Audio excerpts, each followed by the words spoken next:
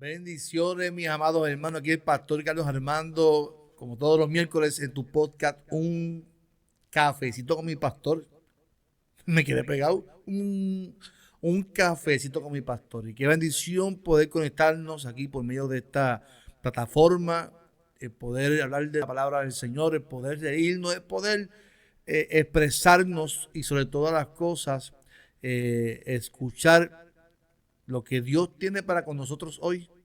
Dios tiene una palabra para ti y para mí en esta mañana y qué bueno que la podemos compartir mientras nos tomamos una taza de café. No olvides antes de comenzar este podcast suscribirte al canal, darle clic a like, a la campanita para que este video otras personas lo puedan ver. Es importante que usted le dé clic a la campanita y que usted le dé like al video y que usted comente. Si usted comenta, YouTube va a recomendar el video para que otras personas también puedan verlo. Así que hágalo y que otras personas puedan escuchar lo que Dios tiene para con nosotros en esta mañana, o tarde o noche, a la hora que estés viendo este podcast en esta mañana. Soy tu pastor Carlos Armando, soy pastor de la Iglesia Evangélica Unida en Caguas. Acá decimos que es nuestra iglesia una gran familia. Usted sabe que yo escribí un libro que salió a principios de año, es por gracia, el libro es por gracia, un camino hacia la voluntad del Padre. Y hoy quiero hablarte del capítulo 3 que le titulé La naturaleza del Padre. Yo estoy hablando en este libro, estoy utilizando como hilo conductor a la parábola del hijo pródigo. Y en esta ocasión yo estoy hablando de la naturaleza del Padre, lógicamente estoy hablando de mi papá, cómo me formó, que usaba la fuerza de la correa mexicana, y estoy utilizando el ejemplo de mi madre, que era en mi casa la gracia, era la mujer que, ¿verdad? Que fue paciente, que luchó por sus hijos, pero que siempre fue ese perdón, esa ternura. Y en este caso, la parábola de hijo pródigo, nosotros siempre la hemos visto que pródigo es el hijo, porque nosotros no nos dejamos llevar siempre por el tema que pone el texto bíblico, y ese tema, quien lo pone, no son los autores realmente. El tema, el subtítulo que se pone en la Biblia, se lo ponen los que editan el texto bíblico. Así que yo quiero definir, y yo defino aquí, ¿verdad? Redefino la palabra pródigo. Y pródigo, ¿verdad? Es la persona que despilfarra. Esa es la definición que todos sabemos. La persona que despilfarra o gasta sin cuidado sus bienes. Pero yo encontré una definición que me gustó mucho, que dice que pródigo es persona que da con generosidad lo que tiene o lo pone al servicio de los demás. Y yo hago la pregunta de quién es pródigo aquí, porque sí, el hijo es pródigo, porque el hijo despilfarra, pero si yo transformo esa definición y la doy a la persona que se da con generosidad lo que tiene y lo pone al servicio de los demás, podemos entonces notar que quien es pródigo realmente es el Padre. El Padre es pródigo porque primero da su dinero, pero también da su perdón. Entonces yo hago la pregunta en el relato mientras voy escribiendo el libro y voy escribiendo el capítulo, de cómo nosotros tenemos la imagen de este Padre, el Padre del Padre como Dios, ¿verdad? Mayormente pensamos que es un Padre que está pendiente de nuestros pecados, ¿verdad? Es un Padre que está pendiente constantemente a ver cuándo es que vamos a fallar, porque Él está dispuesto a desatar su ira para que nosotros seamos castigados, porque eso es lo que la gente nos vendió. Arrepéntete porque Cristo está a las puertas y si todo está para el infierno, porque Dios está dispuesto a desatar su ira sobre ti. Y entonces cuando yo leo el texto bíblico, yo veo a un Dios amoroso, a un Padre amoroso. Y yo cuando leo el texto, quien narra la historia de Jesús, la parábola, La parábola es cómo Jesús quiere que la gente vea a Dios como Padre. Y Él quiere que lo vean como un Dios amoroso, un Dios que perdona, a un Dios que se da, ¿verdad? Para beneficio de los demás. Yo escribo aquí como parte del capítulo 3, tenemos que reconstruir en el pueblo la imagen del padre pródigo, ese padre que se da en abundancia, que se une al dolor humano y que invita a la iglesia a poner en práctica tal conocimiento. Y eso yo lo digo porque la iglesia, constantemente nosotros conocemos mucho de la Biblia. Sí, la gente conoce mucho de la Biblia, lee la Biblia. Y Dios conoce porque la lee, no porque profundiza y conoce realmente los contextos, ¿verdad? Hace un trabajo exegético para poder dar una buena definición de lo que el texto que nos quiere decir. Pero si la gente lee el texto bíblico y la gente tiene una definición de lo que es el Padre, el Dios. Y yo creo que la iglesia tiene que redefinir eso, ese Padre pródigo, porque es un Padre que da y que quiere que la gente sepa que Él los ama, que Él quiere que la gente sepa que está dispuesto a amar y darnos ese amor. Entonces, yo digo también aquí en el capítulo 3, no importa cuán desagradable haya sido tu pasado, en Cristo tiene garantizada una nueva oportunidad. Eso se llama gracia. Eso lo viví, lo vivo y lo seguiré viviendo. La gracia trajo a mi vida felicidad y me sigue causando satisfacción en mi caminar como pastor al saber que fui llamado a proclamar a las personas que en Cristo nuestro presente y futuro es esperanzador. Eso es poderoso y eso lo digo con mi corazón porque la felicidad de un cristiano y de una persona que decide dejar todo, en mi caso que dejé todo para ser pastor, mi satisfacción es saber que mi felicidad no es por lo que la gente pueda opinar, sino por lo que mi padre pueda decir. Y mi padre está contento por el trabajo, mi padre está contento por mi obediencia, por tu obediencia y tu futuro, tu presente y todo lo que tú hagas, si lo haces en obediencia al Padre, es bueno, es esperanzador y Él te garantiza la bendición.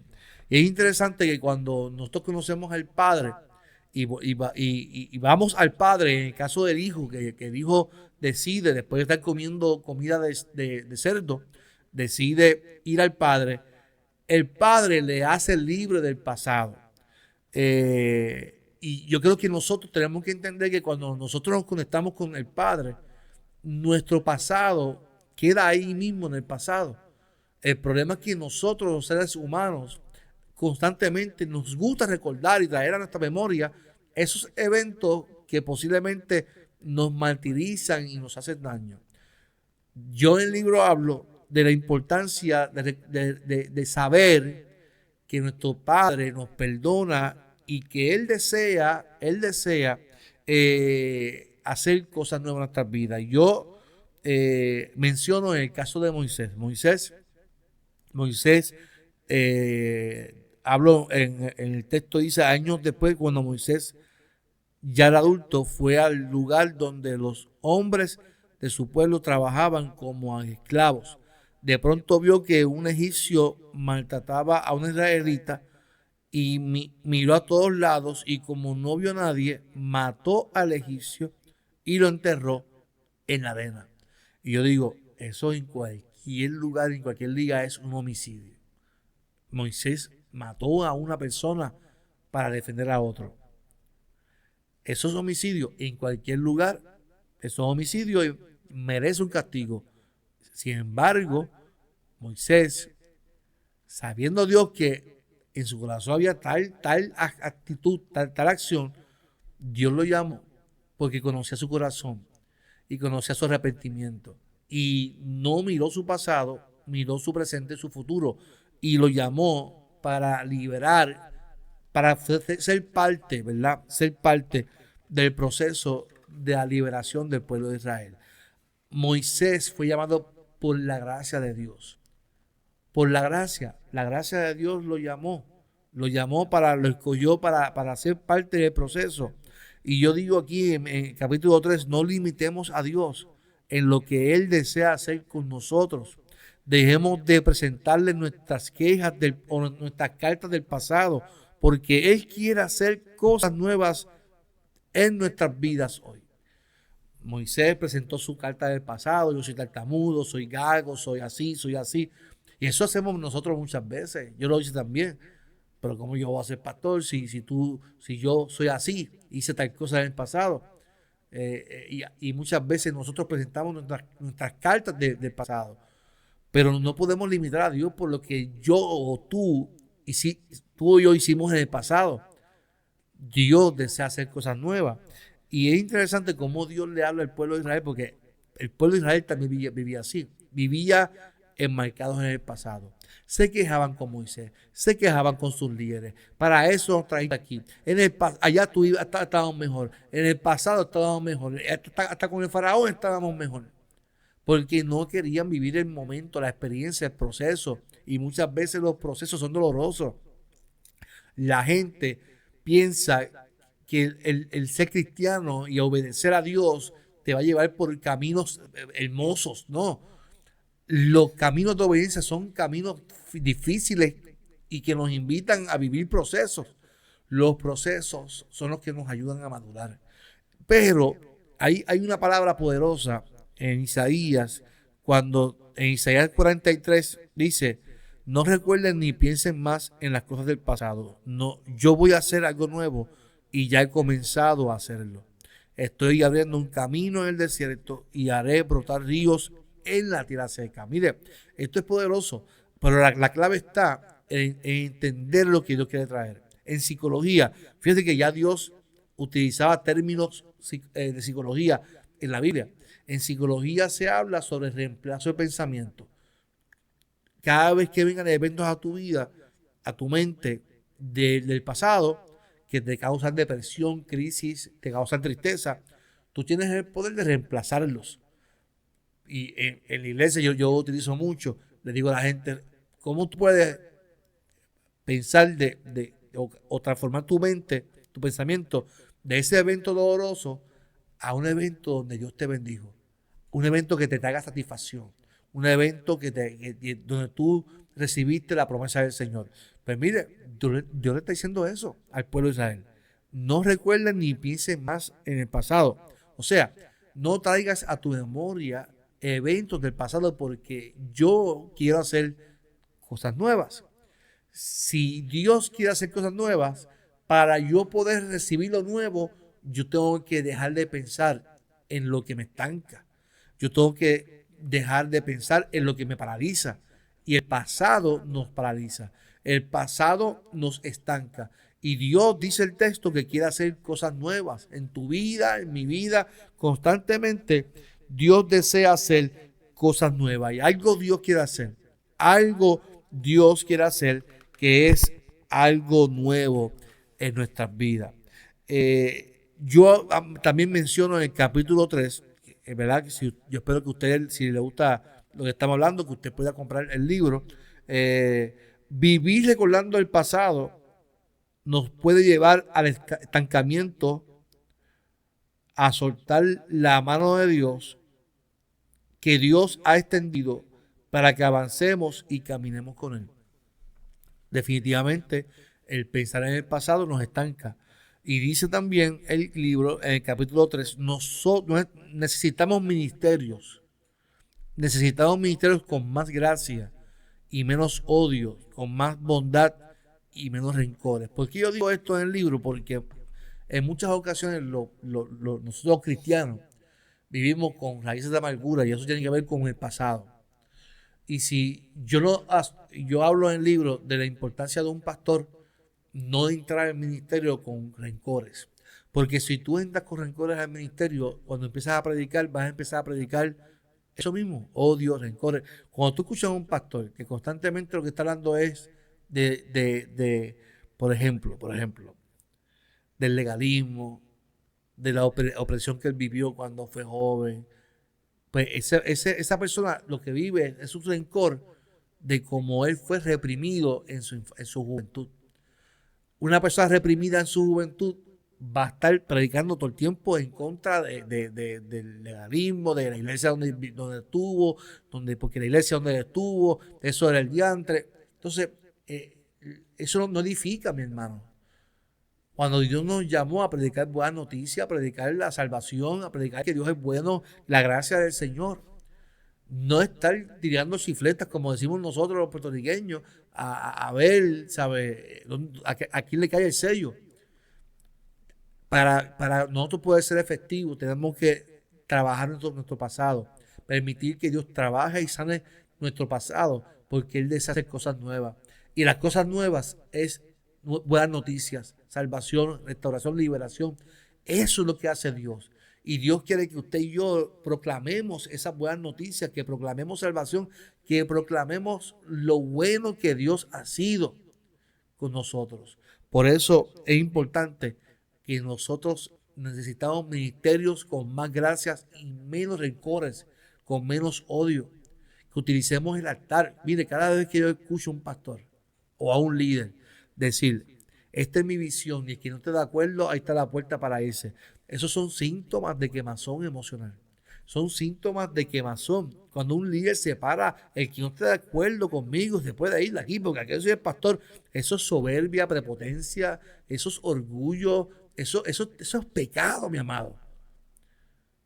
Dios no te llamó a votar la gente de la iglesia, te llamó a sanarlos, a pastorearlos, a los que te apoyan y a los que no.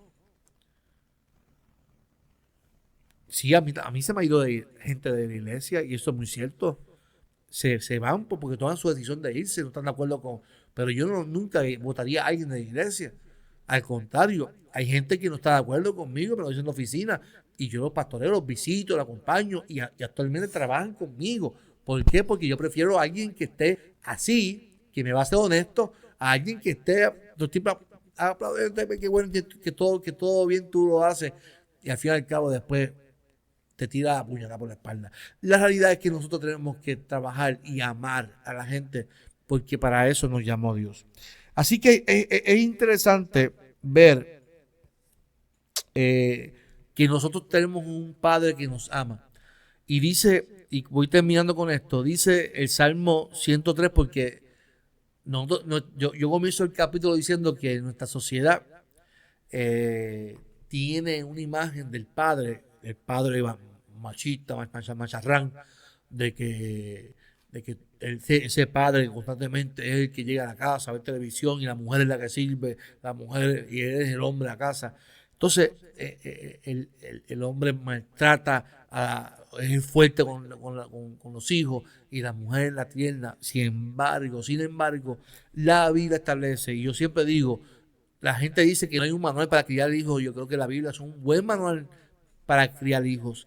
El Salmo 103 dice, con quienes lo honran, Dios es tan tierno como un padre con sus hijos. Mire cómo dice el texto. Dios es tan tierno con quien los honran como un padre es tierno con sus hijos. Mira que esto es poderoso porque te tiene que cambiar la imagen de Dios y tu imagen también, de que nosotros tenemos que ser tiernos con nuestros hijos y que nosotros tenemos que ser tiernos con la gente, tenemos que abrazar, tenemos que dejar ese odio, tenemos que dejar esa agresividad, ese evangelio tóxico y hostil de que si no te vas para el infierno, esa gritería tenemos que dejarla ya. Eso no es unción, no es unción.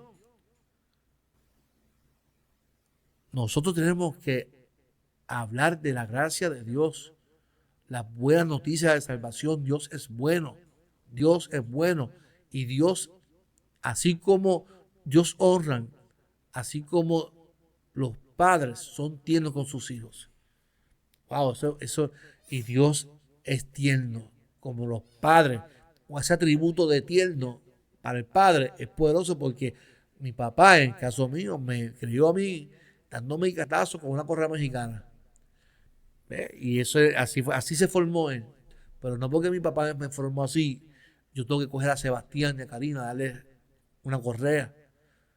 Y yo a mis hijos no les pego, no les tengo que pegar. Sí, a veces me da coraje, a veces quisiera meter un sopla cantazo o eso para que respete. Pero después digo, es que así no se resuelven las cosas porque le estoy enseñando un mal modelaje. Le estoy diciendo, Sebastián, a la gente no se pega pegándole. No tiene sentido. Pero así nos criaron. Sin embargo, la Biblia establece que los padres deben de ser tiernos con sus hijos. Es un atributo del padre, ser tierno con sus hijos. Nuestro Dios es así. Esa es la naturaleza de nuestro Padre Celestial. Es tierno, es amoroso y está lleno de gracia para ti y para mí. Así que mi amado, mi hermano, ese es el Padre. La naturaleza del Padre es un Padre que es pródigo, que está lleno de gracia, que está lleno de amor, lleno de misericordia, está lleno de ternura para dejárselo a sus hijos, para dárselo a sus hijos. Así como lo hizo como el hijo pródigo, como Jesús nos mostró, lo hace también contigo y conmigo. Lo bueno es que nosotros podemos hoy caminar con ese Padre. Hoy yo te invito en este cafecito con mi pastor, que camines con ese Padre, que camines con ese Padre y que entiendas la gracia de Dios, que es un regalo que Él te da porque Él te ama. Él te ama. Y que tú puedas poner en práctica esa gracia con los demás. Así que no olvides, es por gracia, lo puedes conseguir en mi página pastorcarlosarmando.com. Lo envío a cualquier parte de Puerto Rico, de Estados Unidos. Si estás en España, estás en Alemania, estás en otros países, lo puedes conseguir por notebooks.es, notebooks.es. Si lo quieres digital, en Amazon, está también en Kindle. Así que puedes comprarlo por cualquier plataforma. Si lo quieres autografiado, pastorcarlosarmando.com. Ahí te lo envío personalmente con mucho amor y oro, Señor, para que el libro sea de bendición para tu vida. Así que no olvides que este fue tu podcast, Un Cafecito con mi Pastor, con el pastor Carlos Armando de la Iglesia Evangélica Unida de Caguas, nuestra iglesia, una gran familia. Lindo día, bendiciones.